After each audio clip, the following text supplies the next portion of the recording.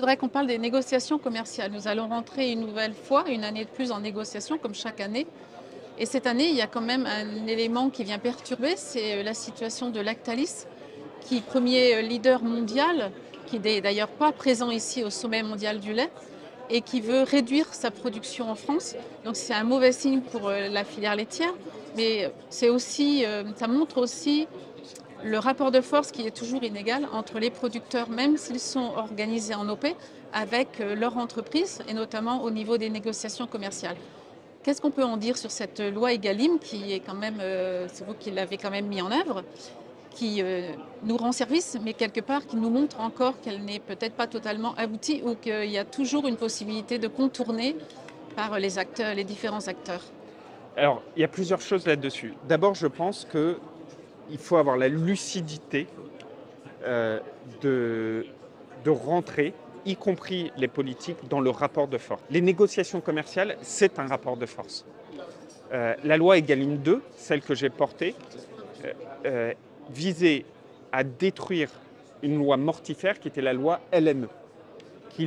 Cette loi LME, avait détruit totalement les capacités de l'amont de la chaîne à rentrer dans ce rapport de force. Et donc la loi Egalim 2, elle donne des outils pour participer à ce rapport de force et notamment de faire une forme d'alliance entre les agriculteurs et les industriels vis-à-vis de la grande distribution. Et on le voit, elle n'est certainement pas parfaite et comme toute loi, il faut en faire une évaluation pour savoir qu'est-ce qui peut être amélioré. Mais enfin, elle a permis des avancées. Et je pense que le sens de l'histoire, c'est évidemment les accords tripartites, c'est évidemment la contractualisation, c'est évidemment la contractualisation pluriannuelle. Une fois qu'on a dit ça, on a des éléments, on doit jouer le rapport de force. Et ce rapport de force, il y en a qui le maîtrisent parfaitement. Lactalis en est un excellent exemple.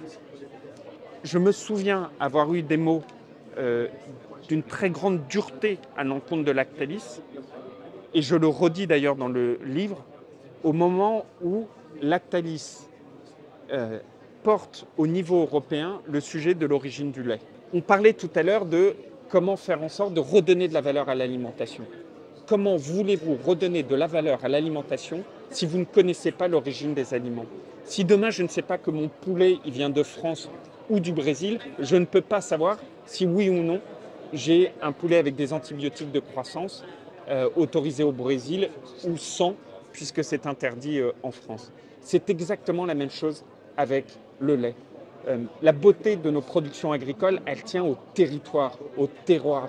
La production agricole, elles sont faites par des paysans, avec le mot pays. L'origine est essentielle. Le gouvernement, d'ailleurs pas celui auquel j'ai appartenu, le gouvernement précédent, sous les mandatures précédentes, avait eu le courage d'imposer l'origine du lait sur les briques du lait. À la limite, on aurait pu s'attendre à ce que des pays étrangers, ici au sommet mondial de lait, on aurait pu s'attendre à ce que des pays étrangers viennent voir la France en disant on ne veut pas de votre origine parce que vous créez une compétition vis-à-vis de nous.